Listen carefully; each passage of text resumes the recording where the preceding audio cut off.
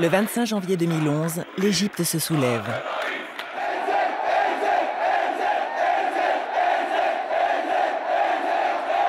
Des centaines de milliers de manifestants envahissent la place Tahrir, au centre du Caire, avec pour mot d'ordre « Dégage Moubarak ».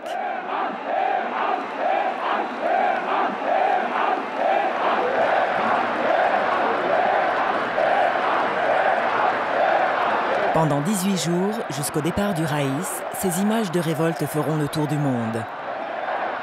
L'Égypte redevient un symbole de la Renaissance arabe.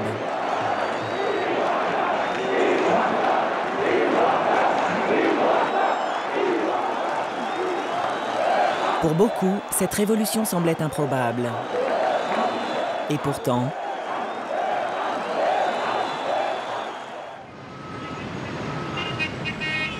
Trois mois plus tôt, nous étions au Caire, sur cette même place de la Libération, vide. L'Égypte était déjà en crise. Et nous voulions comprendre ce qui était en train de se jouer dans ce pays, autrefois leader du nationalisme arabe.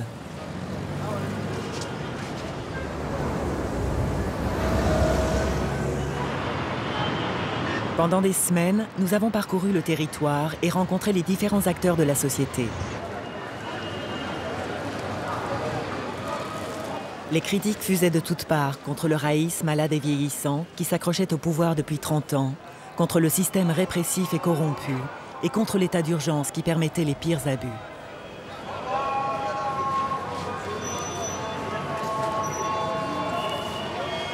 Les Égyptiens se plaignaient de la pauvreté, des services sociaux en faillite, du chômage, de la hausse des prix.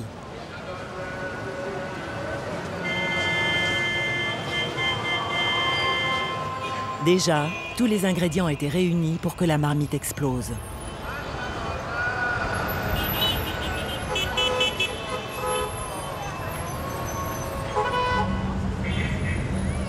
Ce film est une plongée au cœur de l'Égypte pré-révolutionnaire.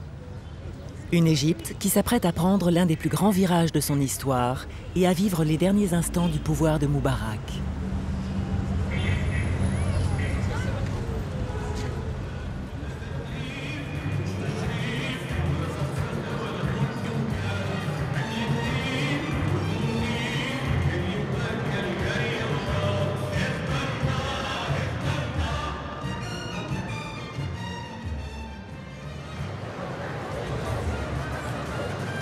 À notre arrivée au Caire, en octobre 2010, nous sommes conviés à une grande exposition en hommage à Moubarak.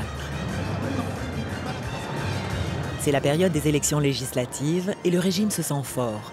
Il fait son autopromotion. Au royaume des pharaons, tout semble aller pour le mieux et l'avenir reste encore prometteur.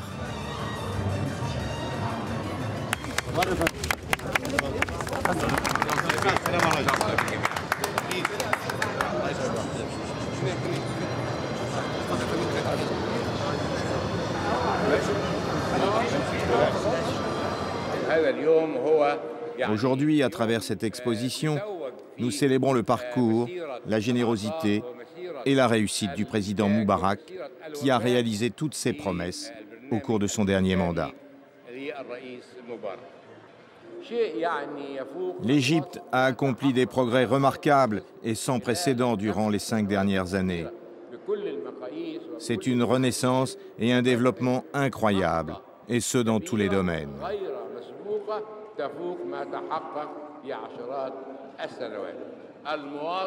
Le citoyen égyptien est au cœur de nos préoccupations. Son intérêt prime, et celui de ses enfants aussi. Nous pouvons donc être rassurés sur l'avenir de l'Égypte et de ses générations futures, et leur garantir la paix et la stabilité.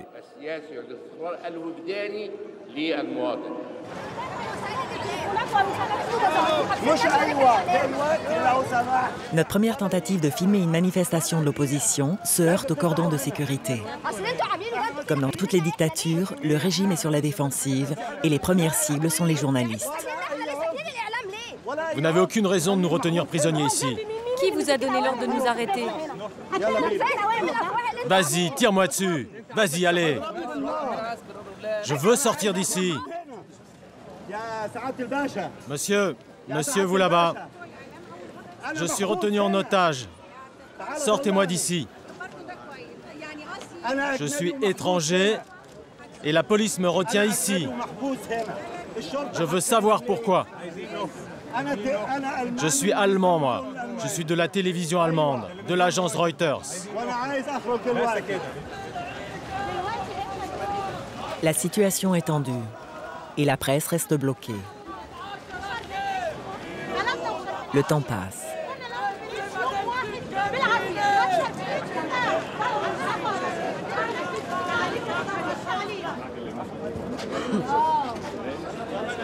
Finalement, plus de 2 heures après, on nous libère.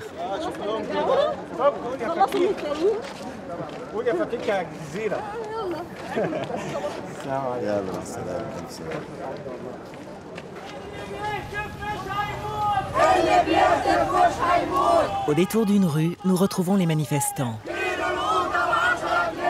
Ce sont les militants des mouvements démocratiques issus de la société civile.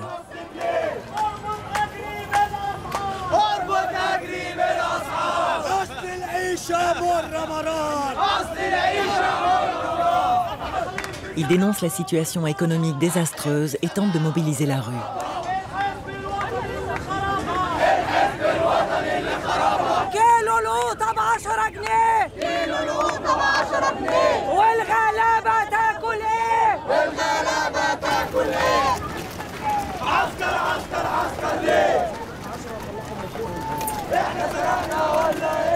Une fois de plus, la police s'interpose. Et le mouvement de contestation est vite étouffé.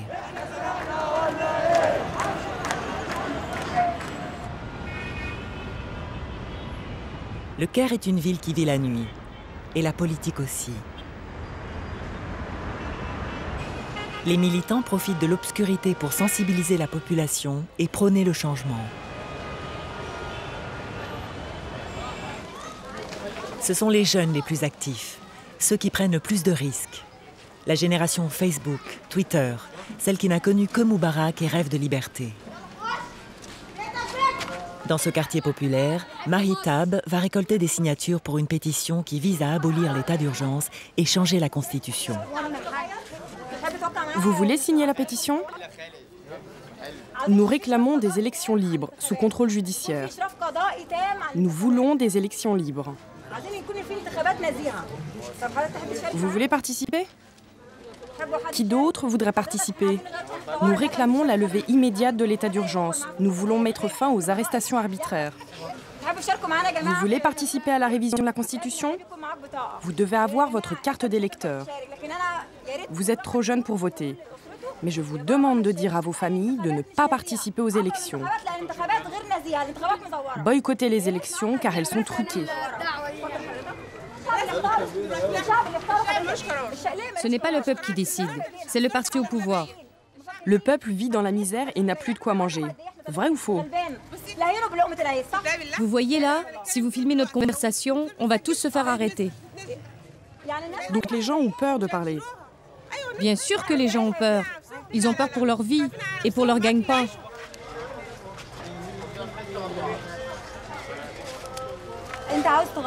Donc tu veux le changement, que ce soit avec Baradei ou avec un autre. L'essentiel, c'est que ça bouge. Oui, nous avons besoin de nouveaux représentants. Tu es désespéré ? Tu ne crois plus en l'avenir ? Quel avenir? Tu es marié ? Pas encore. Tu as un appartement ? Oui, Tu rêves de te marier un jour ? si Dieu le veut. Donc tu as foi en Dieu, mais pas dans ton pays. La solution est entre les mains de Dieu, car les gens n'arrivent pas à bouger. Si on t'invite à manifester, tu auras le courage de nous suivre ? Oui, mais il faudrait qu'on soit nombreux pour faire bouger les choses. Donc tu descendras dans la rue et rejoindras le peuple ? Tu viendras avec nous si on appelle à une grande manifestation pacifique ? Oui, et on se retrouvera tous ensemble en prison après. Tu n'as aucun problème ? Je vous souhaite juste de sortir vivant de ce quartier. Toute liberté a un prix.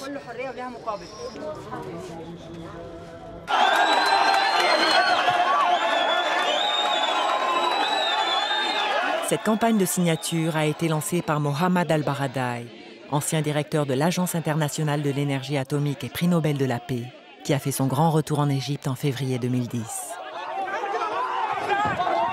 Depuis son arrivée au Caire, il milite pour un changement démocratique, des élections libres et la fin de l'état d'urgence.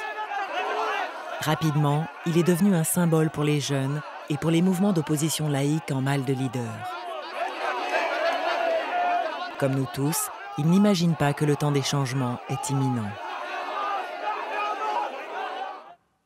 Aujourd'hui, le peuple ne sait même plus ce que signifie le mot démocratie. Il ne sait plus ce que c'est que d'être libre. C'est pour ça que ça risque d'être long. Et c'est le genre de problème auquel je suis confronté. Les gens veulent un changement du jour au lendemain. Et ils me prennent un peu pour le Messie, capable de tout transformer d'un coup de baguette magique. Mais je me tue à leur dire que le changement n'aura lieu que lorsque chacun prendra ses responsabilités. Il faudra d'abord éduquer le peuple pour qu'il transgresse la culture de la peur, car la peur est omniprésente. Si ce n'était pas le cas, on aurait obtenu 20 à 30 millions de signatures pour la pétition. Mais les gens ont peur, et ils ont raison d'avoir peur. Le régime continue les tortures et les emprisonnements. Donc il s'agit de faire comprendre au peuple que si le régime est en mesure d'arrêter 1000 personnes, il ne pourra jamais, en revanche, en arrêter 80 millions.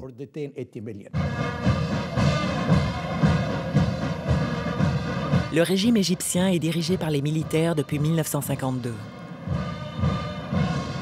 Le président Moubarak, comme ses prédécesseurs Gamal Abdel Nasser et Anwar al-Sadat, est un officier. Avant d'être le vice-président de Sadat, il était commandant en chef de l'armée de l'air.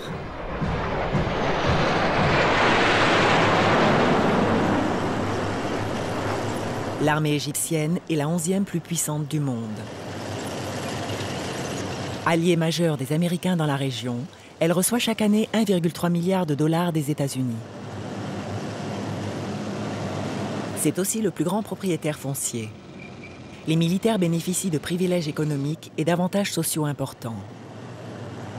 Considérée comme la seule institution solide, l'armée est respectée par le peuple égyptien en raison du rôle qu'elle a joué dans l'instauration de la République. Tout candidat à la présidence doit avoir son aval.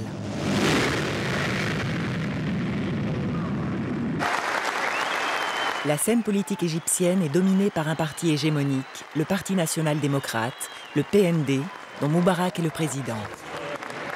Elle compte aussi une vingtaine de partis d'opposition officiels. En d'autres mots, c'est une démocratie de façade.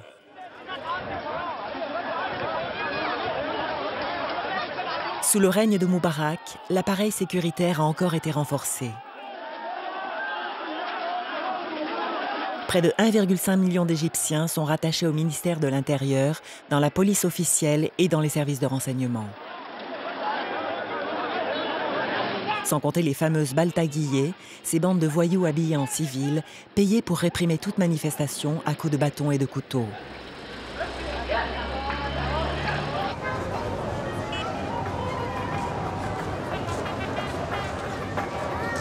Depuis longtemps, les Égyptiens se sont exclus du jeu politique et ont renoncé à y participer. Ils vivent au jour le jour, sans trop savoir de quoi demain sera fait. Quelques semaines avant la Révolution, le sentiment d'impuissance, voire de désespoir, est partagé par une grande majorité de la population.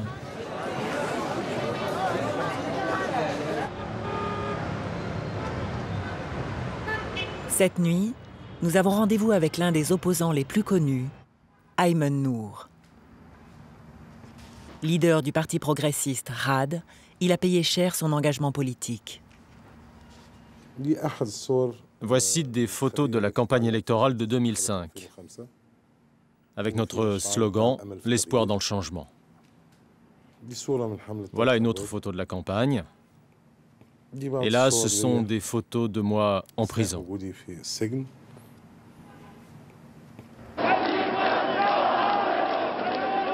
En 2005, un vent de liberté soufflait déjà sur l'Égypte. Le régime avait accepté de s'ouvrir à la concurrence politique. Pour la première fois, les élections présidentielles devenaient accessibles à plusieurs candidats et soumises au suffrage universel. C'était le fameux printemps du Caire.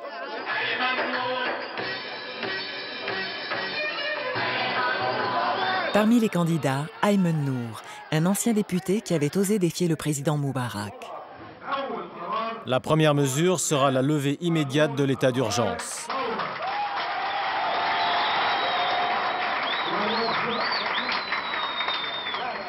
Et la libération de tous les prisonniers politiques, toutes tendances confondues. Sans exception. Malgré les pressions et les intimidations, Ayman Nour était arrivé en seconde position derrière Moubarak. Il avait obtenu officiellement 8% des voix, dans la réalité, sans doute 30%. Mais son succès sera de courte durée. Accusé de fraude, Ayman Nour sera condamné à 5 ans de prison.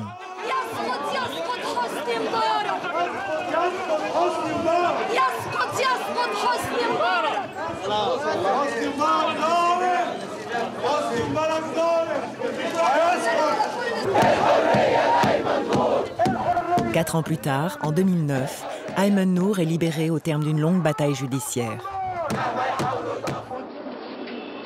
Au moment de notre rencontre, fin 2010, il est toujours sous contrôle policier. La prison était le prix à payer pour avoir récolté des voix et pour avoir osé me présenter face au président Hosni Moubarak. C'était la contrepartie des prises de position dont je suis fier et que je continue de défendre. J'étais candidat aux élections de 2005 et je ne le regrette pas. Et je participerai aux élections de 2011, quoi qu'il arrive, même si cela implique un retour à la case prison. Je suis prêt à prendre ce risque pour la liberté de la patrie et pour démontrer que l'Égypte n'est pas un pays figé, ni stérile, coincé entre les turbans et les képis, entre les frères musulmans et Hosni Moubarak. En Égypte, il y a d'autres alternatives. Il y a de vrais libéraux et une nouvelle génération dont je fais partie, capables de gouverner ce pays. Bien sûr, dans le monde arabe, les mouvements libéraux et de gauche, comme d'autres courants sociopolitiques, rencontrent des difficultés. Ils traversent une véritable crise politique en raison de l'emprise des régimes dictatoriaux. Libérer ces sociétés permettra à ces mouvements de gagner des voix. La vraie victoire serait que le citoyen égyptien puisse choisir entre des candidats et des programmes qui répondent à ses besoins. À mes yeux, le libéralisme est la solution. Notre programme politique permettrait de résoudre une grande partie des problèmes liés à la pauvreté, à l'analphabétisme, à l'accès aux soins, pour enfin se débarrasser de cette dictature qui est la cause de tous nos malheurs.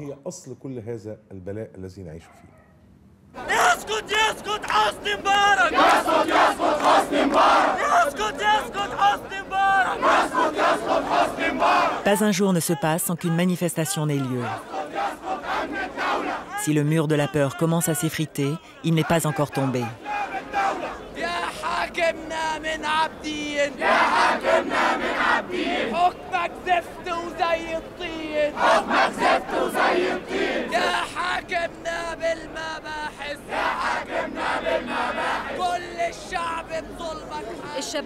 Les jeunes ont essayé de forcer les barrages à 2 reprises.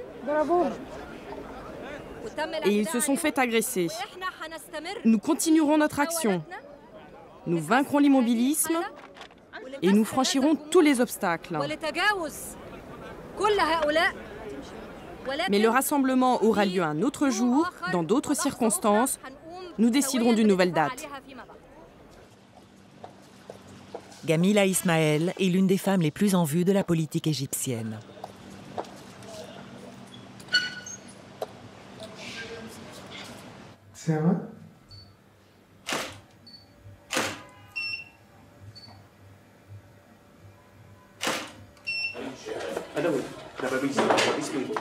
Pendant ces élections législatives, Gamila Ismaël se présente en tant que candidate indépendante dans le quartier central du Caire. Impliquée depuis longtemps dans les mouvements démocratiques en Égypte aux côtés d'Ayman Nour, elle est particulièrement populaire chez les jeunes. Ce soir, elle lance sa campagne. Nous avons une cible très importante, les jeunes. La nouvelle génération née après 1984. C'est un défi très important. Si nous parvenons à toucher cette tranche de la population, Ce serait une grande victoire. Car si nous réussissons à leur transmettre notre message, ils finiront par descendre dans la rue. Je pense sincèrement qu'avec tout ce que les jeunes vivent aujourd'hui, plus le ras-le-bol général, quand ils nous verront manifester, ça leur donnera envie de faire bouger les choses et d'aspirer à un avenir meilleur.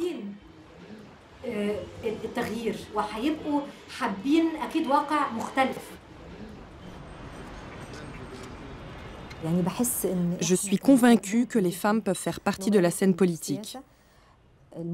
Évidemment, la société leur impose certaines contraintes, particulièrement dans les pays arabes, mais aussi dans le reste du monde. Par contre, en Égypte, le problème est plus complexe. Nous attendons le jour où l'Égypte sera enfin libre et où tous les acteurs politiques pourront s'exprimer librement, que ce soit des hommes ou des femmes. L'exercice de la politique en Égypte va au-delà de la question homme-femme et des problèmes culturels reliés aux coutumes et aux traditions. En fait, que l'on soit un homme ou une femme, tant qu'il n'y a pas de liberté et de démocratie, tant que le processus électoral n'est pas honnête, et tant que le népotisme continue de régner dans les milieux proches du pouvoir, il nous est juste impossible d'exercer librement la politique. المشكلة دي في الممارسة السياسية سواء للرجل أو للمرأة.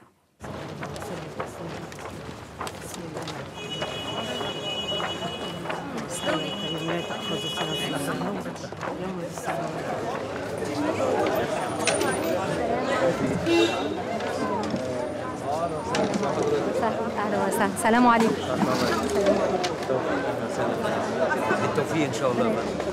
بإذن الله إن شاء الله. Bonsoir, je suis Gamila Ismaël. Je suis candidate pour la circonscription de Ksar el-Nil.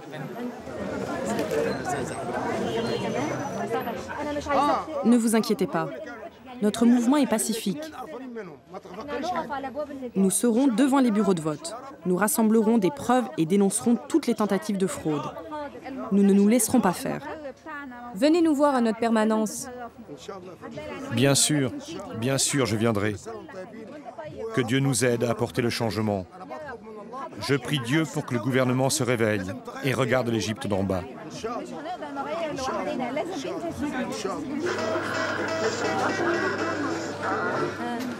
Et les jeunes, qu'attendez-vous des élections cette fois-ci?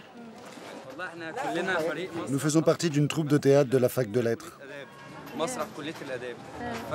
On aime jouer et on donne plusieurs représentations. Tout ce qu'on veut, nous, c'est jouer. Oh, très bien. Est-ce qu'on s'intéresse à vous, au théâtre et à l'art en général? Oui, bien sûr. Non, je ne parle pas de nous, mais du gouvernement. Est-ce qu'il y a des opportunités? Est-ce que des aides ont été mises en place pour vous encourager? Non, bien sûr que non. Il faut beaucoup de travail, mais aussi des relations et un peu de piston. En gros, il faut un petit peu de corruption. Vous avez lu mon slogan? Ensemble contre la corruption. Allez, viens, on la suit. Vous devez utiliser votre droit de vote, même si vous décidez de voter blanc parce qu'aucun candidat ne vous convient. Mais ne laissez personne décider à votre place. Mais pourquoi voter si on ne croit pas au processus? Ça ne dépend que de toi. En défendant ton droit de vote, tu luttes contre la fraude électorale. C'est d'accord?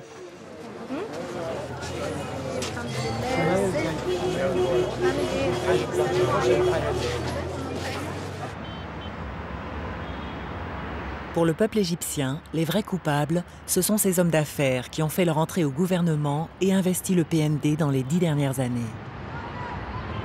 Avec à leur tête le fils du président, Gamal Moubarak, qui a libéralisé l'économie et se pose en successeur de son père. Ces hommes d'affaires sont accusés de confisquer l'État pour leurs seuls intérêts et d'affamer le peuple. Mohamed Aboulaïnen est l'un de ces grands patrons devenus politiciens.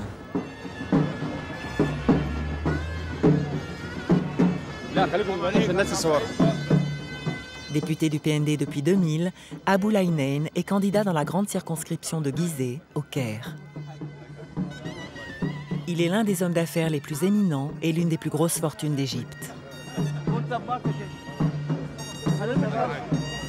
En ce jour de campagne électorale, les chefs de tribus originaires de Haute-Égypte lui prêtent allégeance. Sa victoire au Parlement est jouée d'avance.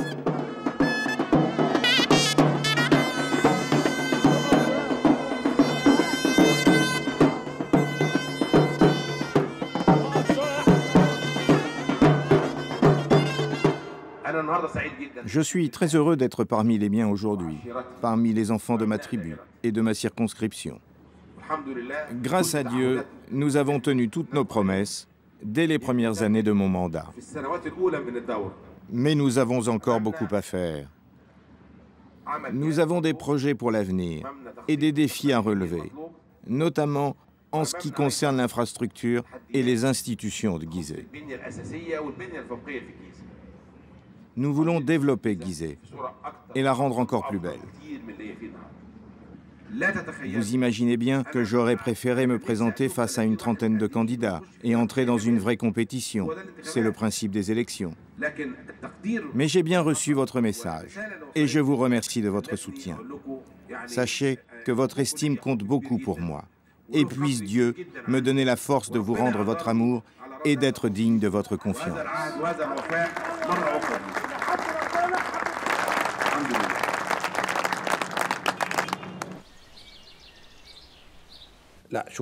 Je vais vous dire une chose. Dans tous les pays du monde, le citoyen ordinaire, la majorité de la population, ne demande qu'à vivre. Il veut un toit, manger, accéder à l'enseignement et à des services de qualité. S'il obtient tout cela, c'est que les dirigeants politiques ont réussi.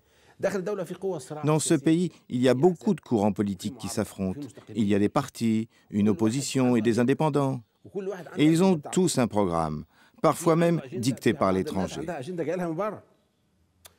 Tout cela perturbe le climat de paix et de sécurité.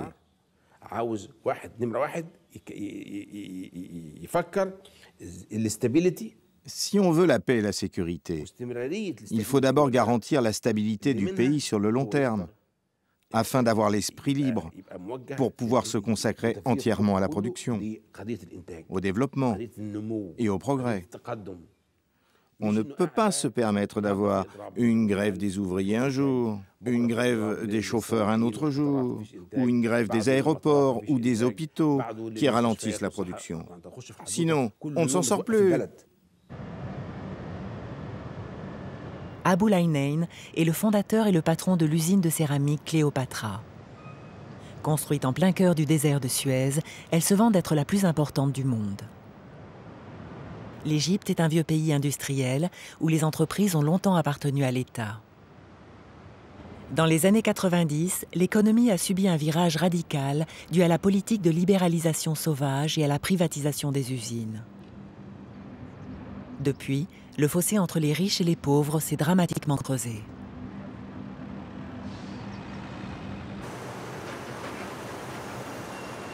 Mohamed Abul Aynain est fier de son entreprise. Cléopatra Group est un partenariat international entre l'Italie et l'Égypte et compte plus de 12 000 employés.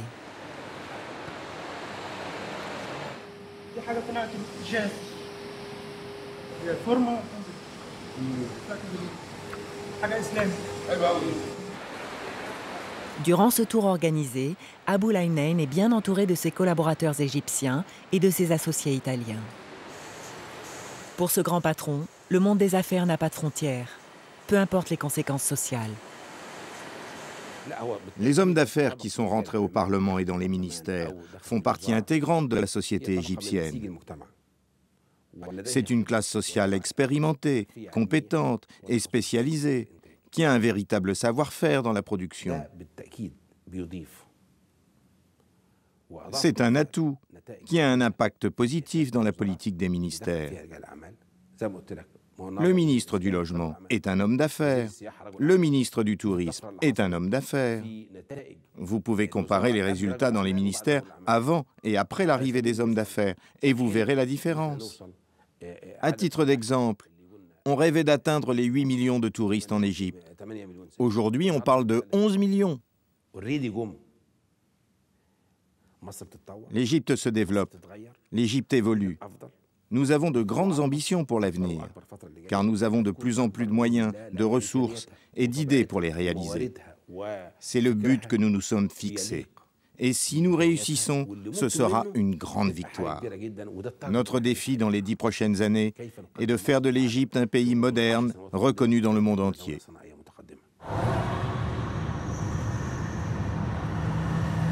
Pourtant, il suffit de faire un tour sur les routes pour voir l'étendue de la misère en Égypte.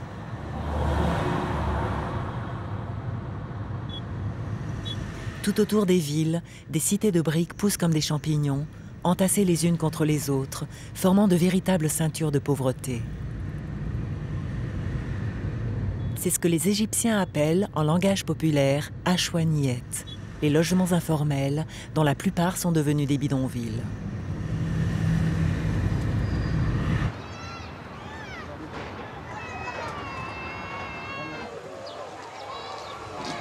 Un dicton populaire dit « Quand les Égyptiens auront le ventre vide, ils seront prêts au changement ». Dans ce pays de 80 millions d'habitants, le plus peuplé du monde arabe, plus de 40% de la population vit avec moins de 2 $ par jour. Le taux de chômage officiel est de 10%, mais dans la réalité, il frôle les 20%. Les services publics d'éducation et de santé sont défaillants. Plus de 30% des Égyptiens sont analphabètes et les soins ne sont pas assurés.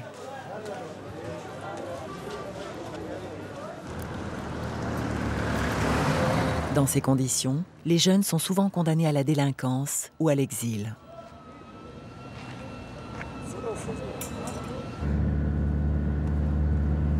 À 2 heures de route du Caire se trouve la ville ouvrière de Mahal al-Kubra. Les ouvriers forment l'une des classes sociales les plus pauvres du pays et pourtant l'une des plus représentatives de la population.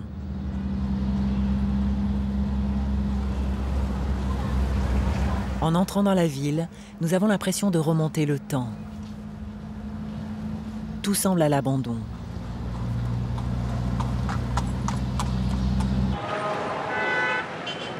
Mahal al-Kubra ressemble à un immense camp de réfugiés de plus de 2 millions d'habitants. La ville abrite la plus importante usine de textile du pays qui emploie plus de 25 000 travailleurs. Depuis sa privatisation, les ouvriers ont perdu leurs avantages sociaux, les conditions de travail se dégradent et les grèves se multiplient.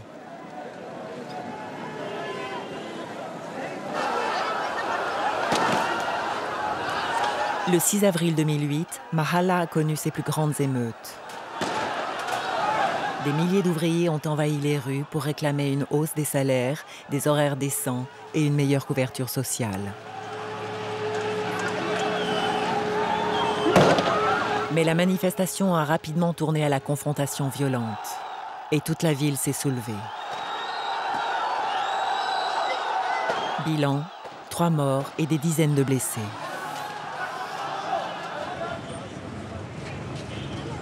Suite à ces événements, le régime égyptien a fait quelques concessions sur les salaires et sur les prix des denrées alimentaires. Mais ce n'était pas suffisant. Aujourd'hui, à Mahalla, sous la poussière, la colère gronde toujours.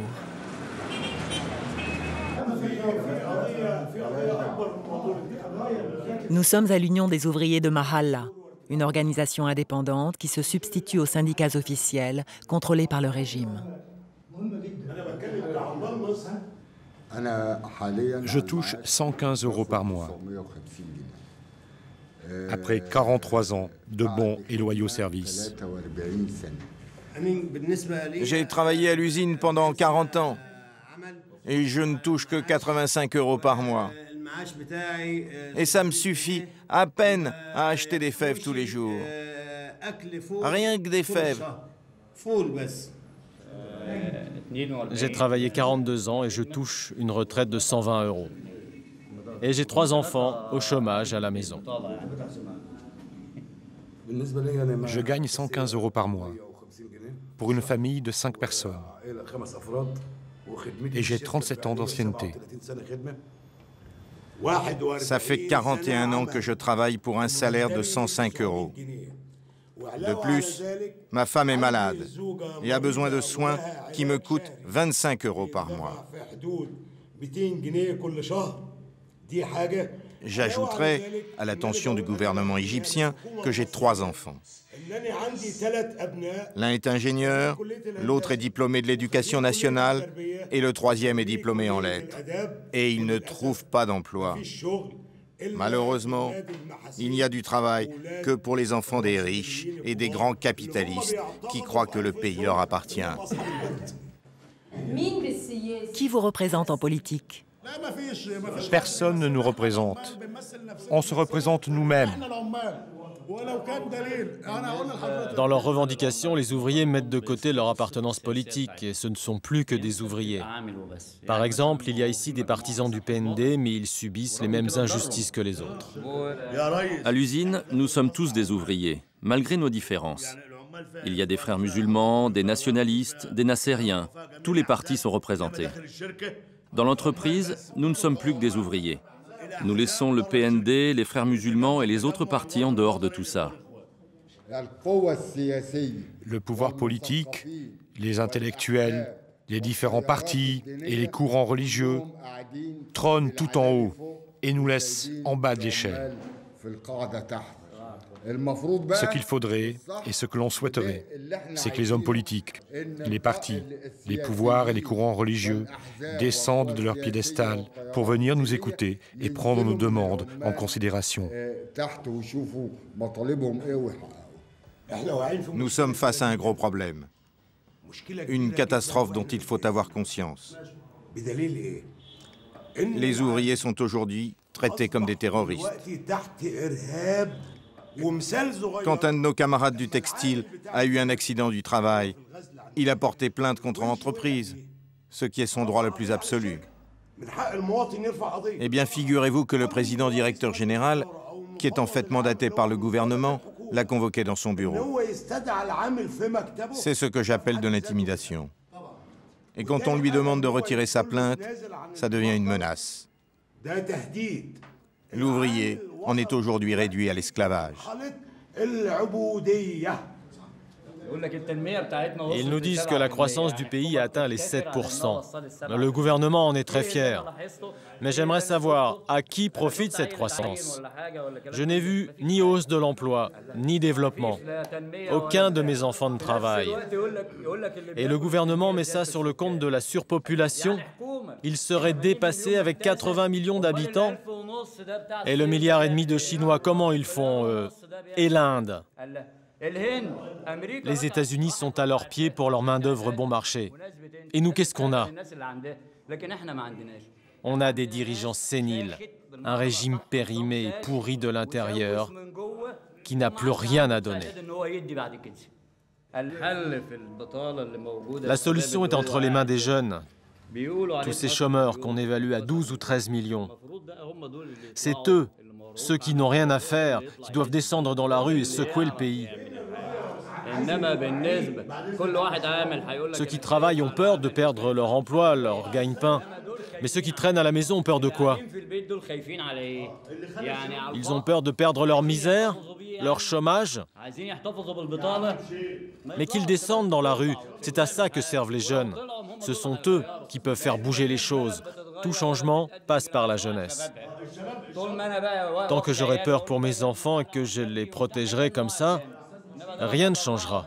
Mais si je les fous dehors, alors ils se bougeront. Mais ils vont leur tirer dessus. Qu'ils leur tirent dessus. Ils n'ont plus d'espoir de toute façon. Ils n'ont aucun avenir. Qu'ils sortent, qu'ils manifestent, qu'ils fassent tomber le régime. Jusqu'à quand allons-nous rester ici à attendre et à avoir peur? Tout le monde s'inquiète pour son poste, pour son boulot, mais les jeunes n'ont rien d'autre à faire. Qu'ils manifestent, qu'ils se fassent tirer dessus et qu'ils nous renversent ce maudit régime.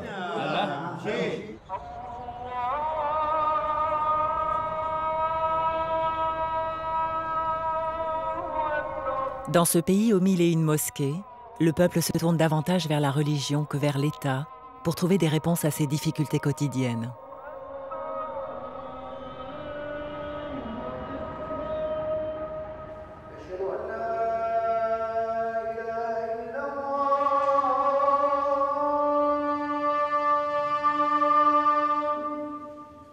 À 90% sunnite, l'Égypte a connu une forte islamisation sous l'ère Moubarak, principalement à cause de l'importance qu'ont pris les religieux dans la gestion des affaires sociales.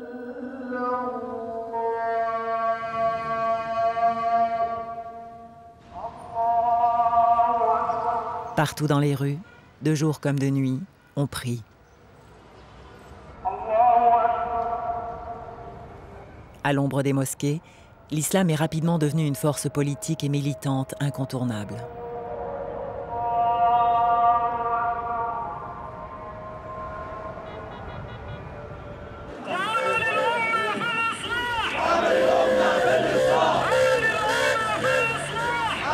Les frères musulmans sont la principale force d'opposition au régime et la plus organisée. Officiellement interdite mais tolérée, la confrérie jouit d'une grande popularité au sein de la population égyptienne.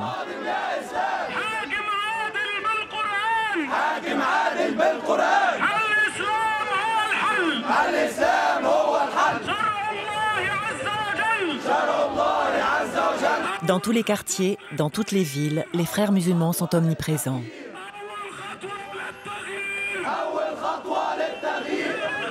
Lors de cette manifestation à Alexandrie, nous faisons la connaissance d'un de leurs députés, Hamdi Hassan, qui est aussi médecin.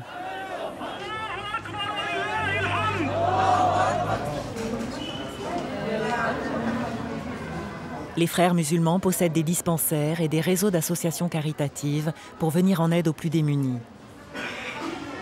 Ici, en banlieue d'Alexandrie, les soins sont à la portée de tous et souvent gratuits.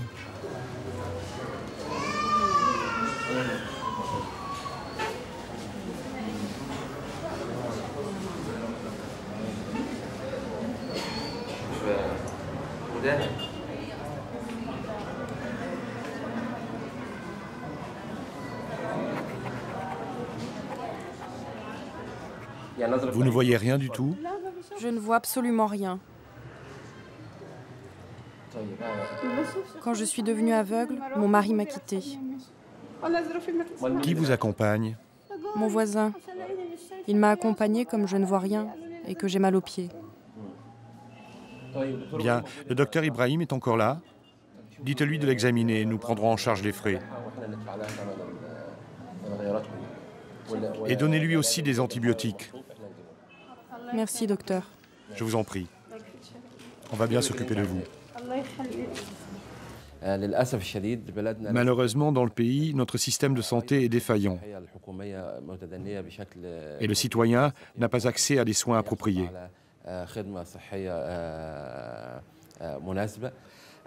Les dépenses en Égypte sont essentiellement consacrées au ministère de l'Intérieur et à la sécurité, alors que les dépenses dans le secteur de la santé ou de l'éducation sont quasiment nulles.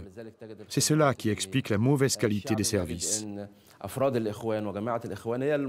Le peuple trouve chez les frères musulmans un soutien dans la vie de tous les jours. Les frères musulmans sont à l'écoute de leurs besoins et sont toujours disponibles, dans la joie comme dans la peine. Nous sommes bien intégrés dans la société. C'est ce qui explique qu'en période électorale, le peuple nous soutient en votant pour nous. Il n'oublie pas ceux qui sont toujours là pour lui.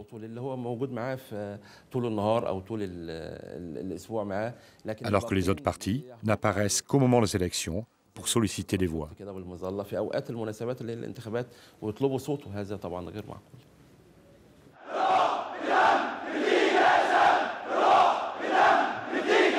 Les frères musulmans font peur, au régime égyptien comme à ses alliés occidentaux.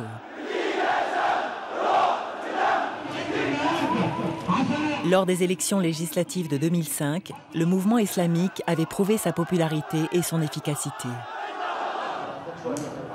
Il avait remporté 20% des sièges au Parlement et aurait sans doute pu obtenir une majorité sans les fraudes et les intimidations. Inquiété par ce succès, le régime égyptien avait répondu par la répression.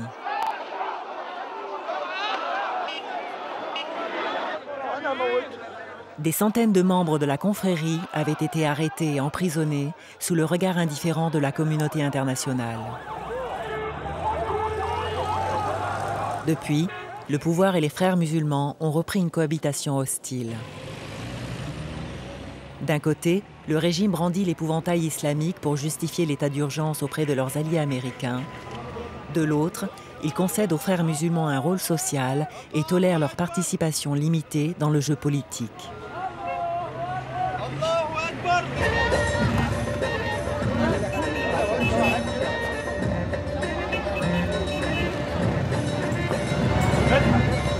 À Mahalla, nous rencontrons un autre député des frères musulmans, Saad Husseini. Architecte de formation, il mène sa campagne tambour battant.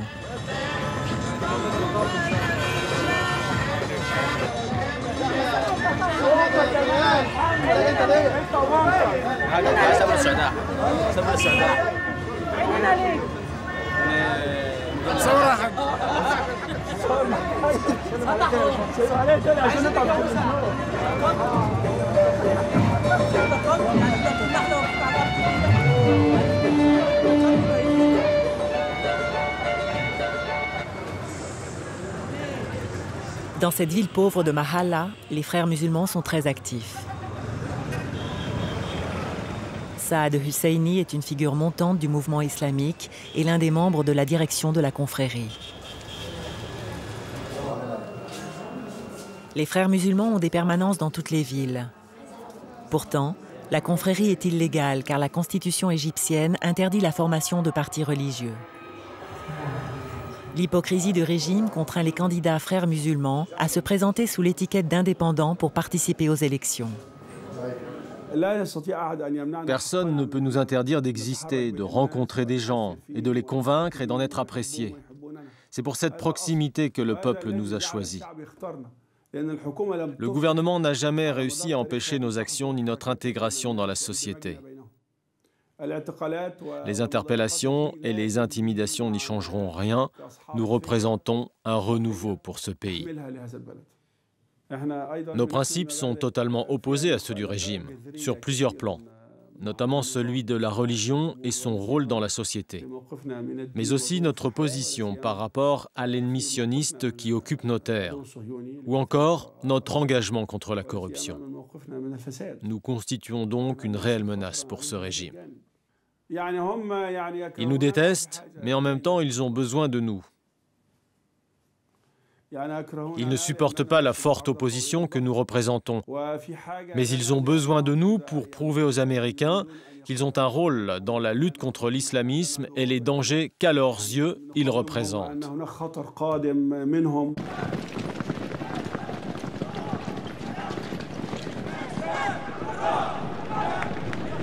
Cette nuit, les autorités empêchent Saad Husseini de prononcer son discours.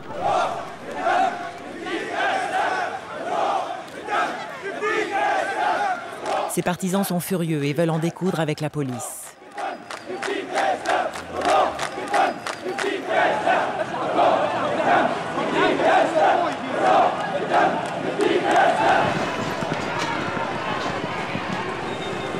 La tension monte, mais Saad décide de calmer le jeu pour éviter l'affrontement.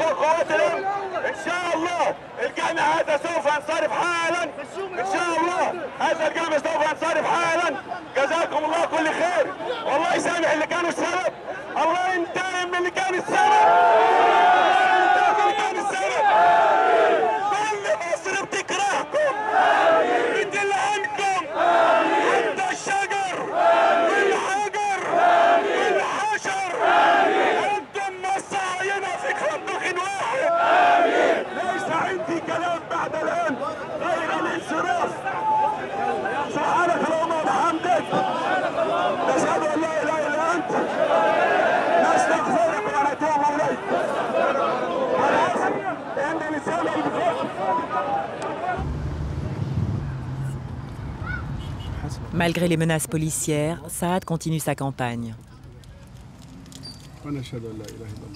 Il fait des tournées dans les villages pour récolter des voix.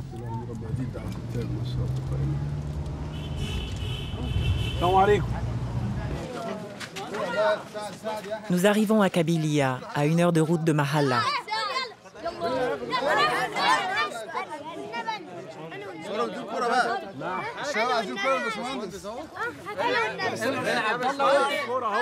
Ce ballon est pour vous. Mais vous devez me promettre qu'au moment de l'appel à la prière, vous arrêterez de jouer et vous irez prier. Excusez-moi, vous êtes député depuis quand? Depuis 5 ans. Et vous êtes venu combien de fois à Kabylia? Une dizaine de fois. Ah oui? Quand ça? J'ai fait 3 fois la prière du vendredi ici. Et vous avez discuté avec les gens? Vous vous êtes intéressé aux problèmes des jeunes? Dites-moi ce qu'il vous faut et j'essaierai de vous aider. Je vous écoute, je vous écoute. Qu'allez-vous faire pour les jeunes? Nous avons ouvert un club sportif ici pour les jeunes et j'ai réuni toutes les autorisations nécessaires. Nous avons aussi obtenu l'accord pour faire venir le gaz dans le village. Nous serons les premiers à le faire. Vous savez que mes moyens sont limités. Vous savez qu'ils vendent du gaz à Israël? Ça ne m'aurait pas dérangé si on en exportait au Soudan, car c'est un pays frère. Mais à mon ennemi, alors que mon propre peuple en est privé, et puis en plus, on leur vend au 10e du prix du pétrole. Notre gouvernement est corrompu et notre pays est sous-développé. Il nous reste encore beaucoup à faire. Et c'est vous les premiers concernés. Il faut que les jeunes fassent valoir leurs droits.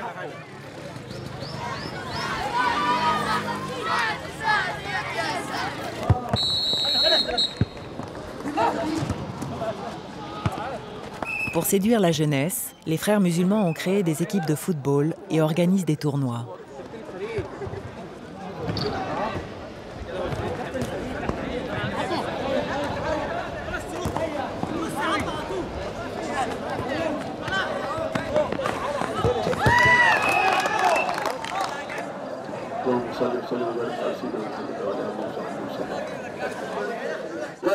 Je m'adresse à vous, les jeunes. L'avenir de notre pays est entre vos mains. Vous êtes les seuls à pouvoir le développer et le changer. Il est inadmissible de se voir refuser la liberté de choisir la personne qui nous représentera et dirigera notre pays. N'avons-nous aucune valeur, aucun poids? Ni Dieu, ni le prophète ne peuvent accepter cela. Et pour citer la parole de Dieu, si nous voulons changer la situation, nous devons d'abord commencer par nous-mêmes. Alors restons déterminés à réformer le pays et nous élèverons l'Égypte au rang de puissance mondiale, comme elle le mérite. Et nous ne pourrons atteindre cet objectif qu'avec l'islam, la religion, la morale, le savoir et le progrès. Quel est votre programme? Voulez-vous une république islamique? Oui. C'est notre programme à long terme. Sachant qu'une république islamique ne sera pas instaurée de force ni au moyen d'un coup d'État. La république islamique doit refléter la volonté du peuple. Ce qui se passe en Égypte est la conséquence de machinations internationales. L'Égypte est une puissance influente qui compte la plus grande confrérie des frères musulmans au monde. Nous sommes le parti d'opposition le plus important, le plus populaire et le plus rassembleur. Le vrai problème, c'est que tout cela se passe à proximité d'Israël. Si nous avions été en Indonésie, on aurait peut-être eu droit à des élections démocratiques, mais nous sommes les voisins d'Israël. Nous n'avons jamais reconnu les accords de Camp David. Il faut absolument les annuler, en consultant le peuple égyptien au préalable. Il faut les soumettre à un référendum pour que ceux qui approuvent ces accords puissent le dire librement et que ceux qui souhaitent les rompre puissent également émettre leur opinion en toute liberté.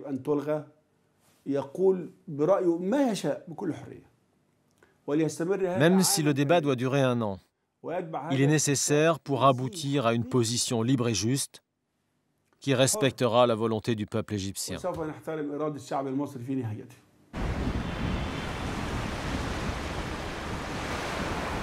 Alexandrie, la ville portuaire du nord du pays, n'a pas été épargnée par l'islamisation croissante des dernières années. Autrefois capitale cosmopolite, culturelle et commerçante de la Méditerranée, elle affiche désormais des couleurs plus religieuses.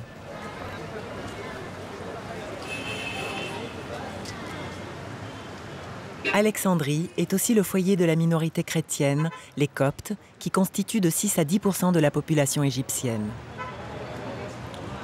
Ici, ils cohabitent depuis des siècles avec leurs frères musulmans. En cette fin d'année, les tensions sont vives entre les deux communautés. Et ce n'est pas dû qu'aux frères musulmans.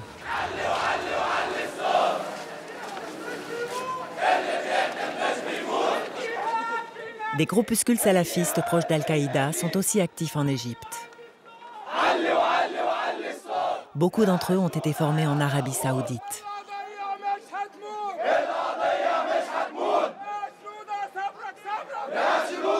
À leurs yeux, les chrétiens sont considérés comme des mécréants qui doivent se soumettre à la loi islamique.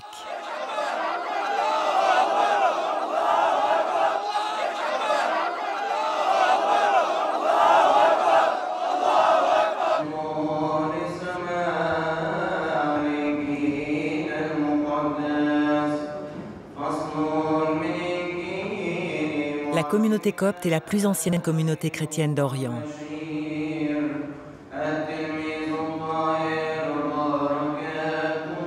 En cette période électorale, les fidèles se sentent particulièrement vulnérables.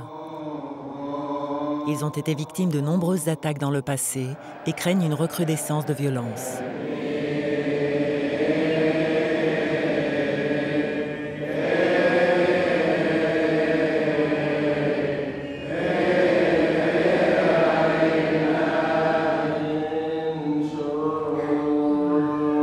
Si les Coptes sont sous-représentés au gouvernement et dans les institutions clés comme l'armée, ils soutiennent cependant le régime de Moubarak.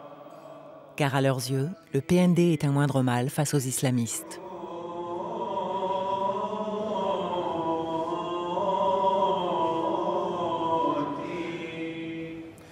Le principal problème dans le monde, c'est la montée de l'extrémisme.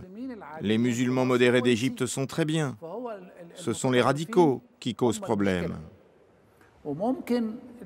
Et comme la majorité du peuple est constituée de personnes simples, dont le niveau d'éducation est faible, elles peuvent facilement se laisser influencer et croire que les extrémistes agissent au nom de la religion.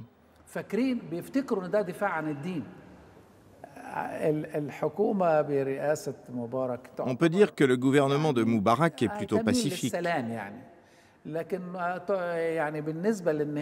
Il commence cependant à s'essouffler et à être dépassé par les nouveaux courants politiques. Je ne suis pas contre l'émergence de nouveaux partis. Mais le risque, c'est qu'après le départ de Moubarak, ce soient les frères musulmans qui reprennent les rênes. Ce serait un gros problème. Mais nous prions et nous nous en remettons à Dieu.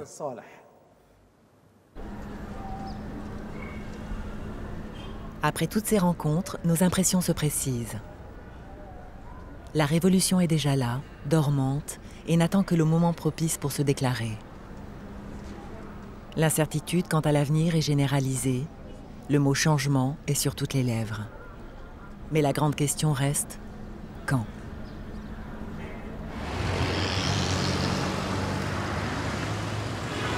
Les élections législatives seront l'erreur de trop du régime. En niant la volonté du peuple, le pouvoir égyptien ne réalise pas qu'il va signer sa perte.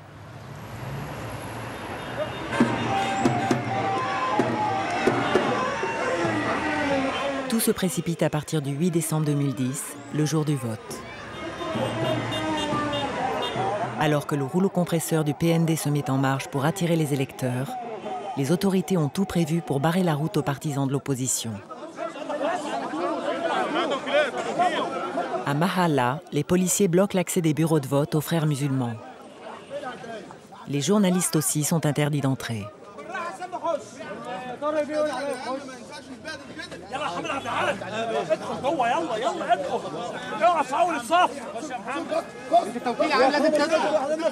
C'est la confusion, la déception.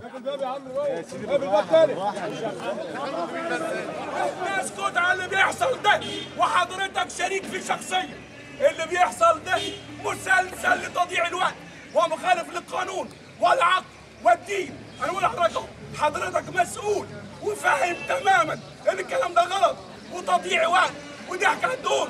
هذا لا يرضي الله. ارجوك حضرتك مسؤول عن المحله، ارجوك تحمل مسؤوليه. خلاص هي الناس بتبيع ايه؟ بتبيع نفسها، بتبيع شرفها، بتبيع ارضها. مفيش اخلاق ولا مبادئ وقبض وفلوس بتترش قدامكم. Au Caire, la situation n'est guère mieux. Ces images volées montrent la candidate démocrate Gamila Ismaël, qui est témoin de l'achat de voix par le PND. اتفضل سعادتك الجرنان بتاعك. مش بتاعي. مش بتاعك ولا نقول؟ بتاعك ولا مش بتاعك؟ عايزين نشوف. بعد اذنك. اتفضل يا بيه. اثبتي يا استاذ. صوري يا استاذه. مش بتاعنا ده يا بيه. مش بتاعنا، انا ما اعرفش عنه حاجه. صوري. انا لسه جاي من الحمام بره. اتفضلي يا استاذ. فلوس اهي وقاعد على الجرنان والجرنان مش بتاعه. ليه مش بتاعنا؟ بيه قاعد على الجرنان مش بتاعه. لسه جاي من بره. ما هو مش جرنان. رئيس اللجنه ايه؟ مش جرنانك. صوري يا استاذ. مش جرنانك. والله ما بتاعي ولا اعرف عنه حاجه. مش جرنانك. Tout au long de la journée, les témoignages de fraude filmés à l'aide de téléphones portables se multiplient sur le web.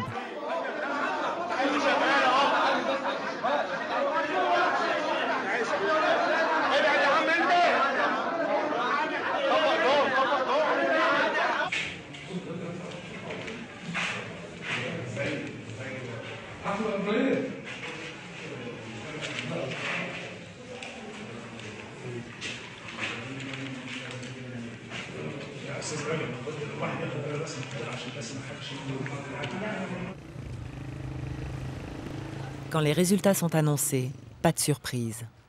Le PND remporte 83% des sièges au Parlement, le reste étant réparti entre des candidats indépendants qui finiront par rejoindre le PND.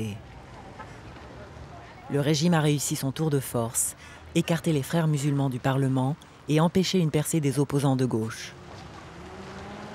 Du haut de son trône, le Raïs Moubarak continue de jouer la politique de l'autruche.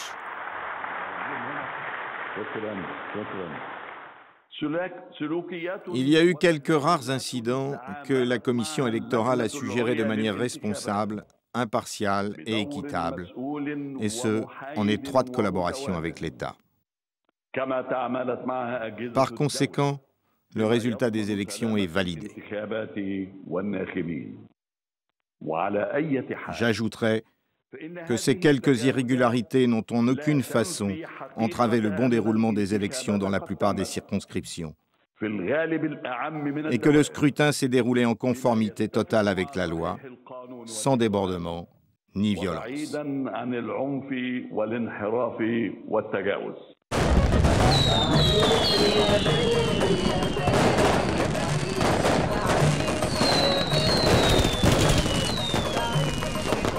Le PND célèbre sa victoire. Mohamed Aboulaïnen est réélu député dans son district de Gizeh.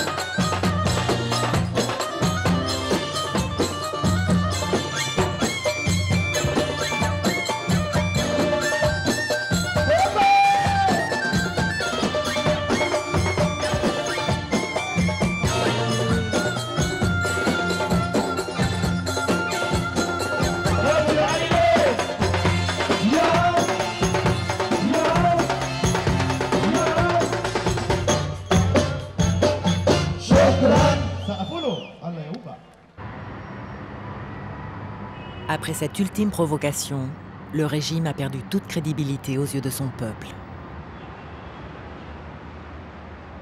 Coupé de toute possibilité d'expression et de représentation politique, l'opposition se mobilise et prépare sa revanche. les frères musulmans organisent une conférence de presse. Et c'est le guide en personne, Mohammad Badi, qui prend la parole. Ce que vient de faire le régime n'est qu'un épisode de plus parmi la série d'irrégularités auxquelles il nous a habitués. Ces élections ont été truquées dans la plupart des circonscriptions. Par conséquent, ce Parlement est illégitime et les lois qu'il votera seront illégitimes.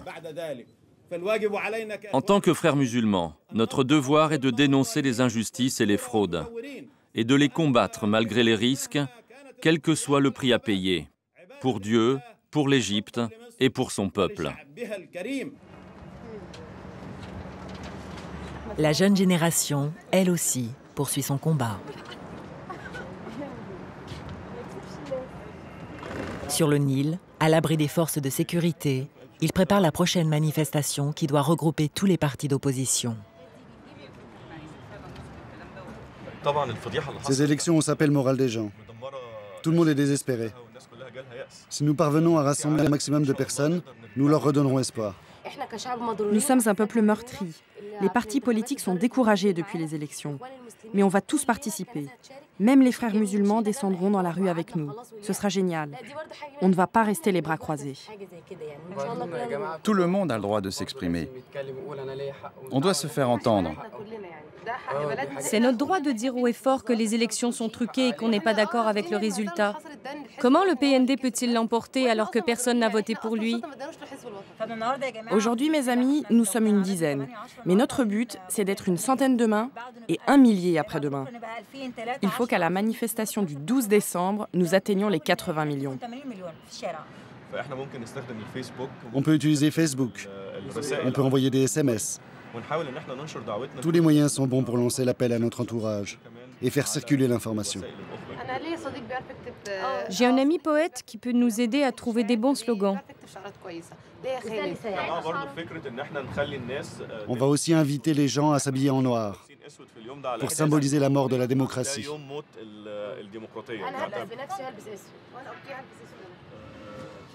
Très bien. Alors tout le monde est d'accord ? Vive la démocratie, je suis prête.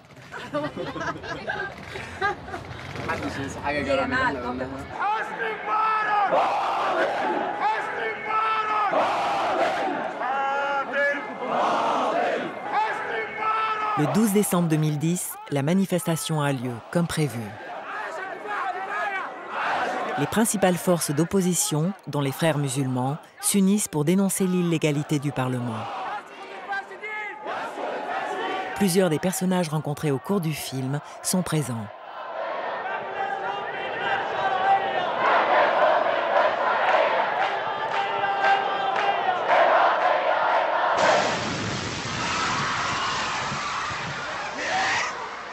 Deux semaines plus tard, un incident sanglant vient renforcer la colère générale.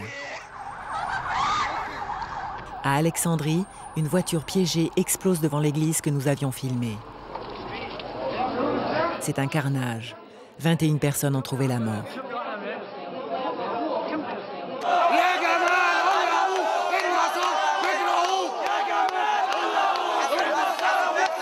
Pour la première fois, les Coptes descendent dans la rue par milliers. Ils se retournent en masse contre ce gouvernement qui n'a pas su les protéger. C'est un tournant majeur. Le régime vient de perdre l'un de ses derniers alliés.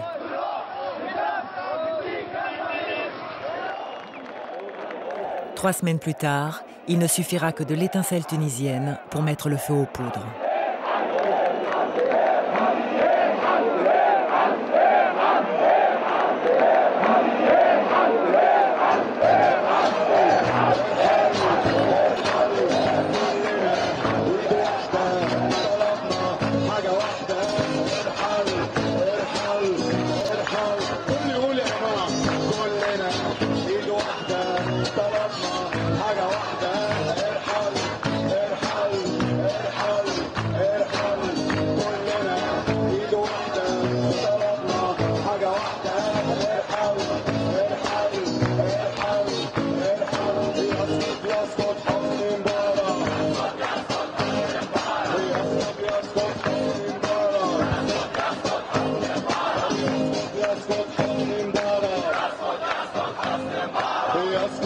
يسقط حسني مبارك الشعب يريد إسقاط النظام الشعب يريد إسقاط النظام الشعب يريد إسقاط النظام الشعب يريد إسقاط النظام